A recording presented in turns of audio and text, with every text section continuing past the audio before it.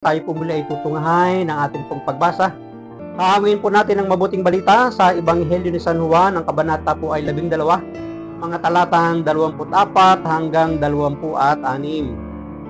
Noong panahong iyon, sinabi ni Jesus sa kanyang mga alagad, "Tandaan ninyo, malibang mahulog sa lupa ang butil ng trigo at mamatay, mananatili itong nag-iisa.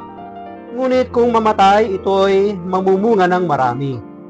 Ang taong labis na nagpapahalaga sa kanyang buhay ay siyang mawawalan nito. Ngunit ang napupuot sa kanyang buhay sa daigdig na ito ay siyang magkakaroon nito hanggang sa buhay na walang hanggan. Dapat sumunod sa akin ang naglilingkod sa akin, at saan man ako naroroon, ay naroroon din ang aking lingkod.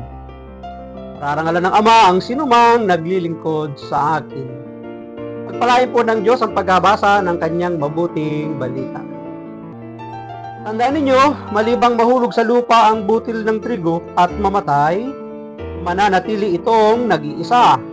Ngunit kung mamatay, ito'y mamumunga ng marami.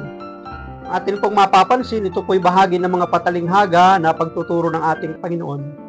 Ang tinutukoy niya pong nag-iisang trigo dito ay walang iba kundi siya mismo, na nagpapahiwatig na siya'y mamamatay. Ay hindi dadami ang kanyang mga alagad, ang kanyang kawan.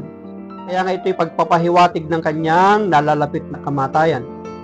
Itong kamatayan na namunga ng sagana ay maaari nating makita na totoo sa kamatayan ni Jesus na ating Panginoon.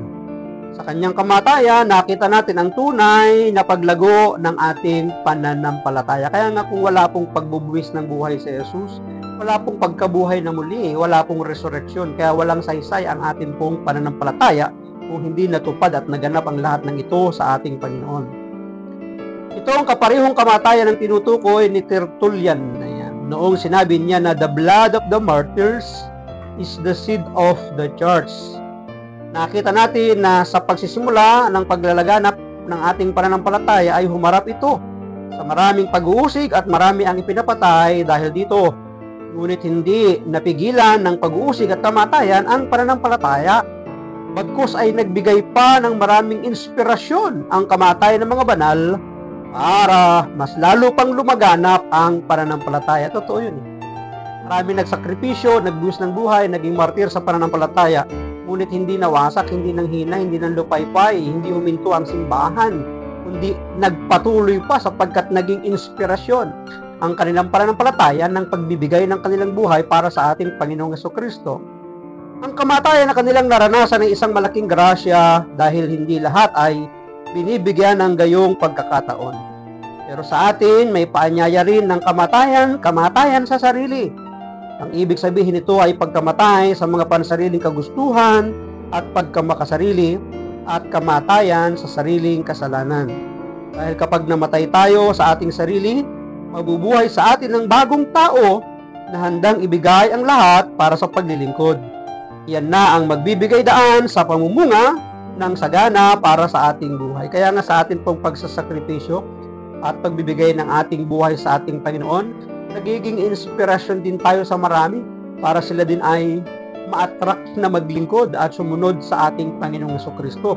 Kagaya ng naganap sa mga martyrs, naging inspirasyon sila upang magpatuloy ang mga tao na magpatuloy sa kanilang pananampalataya.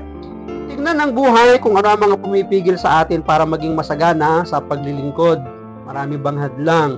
Kapag nakita natin ang mga ito, humingi tayo ng lakas sa Panginoon upang mabitawan ito, at ang lakas na ibibigay ng ating Panginoon ang siyang may kakayanang mamatay tayo para sa ating mga pang-sarili lamang. Maraming salamat at pagpalain po tayo ng ating Panginoon. Ang akin lamang pong palaging sambit, I love you with the love of the Lord. Bye-bye and bye-bye.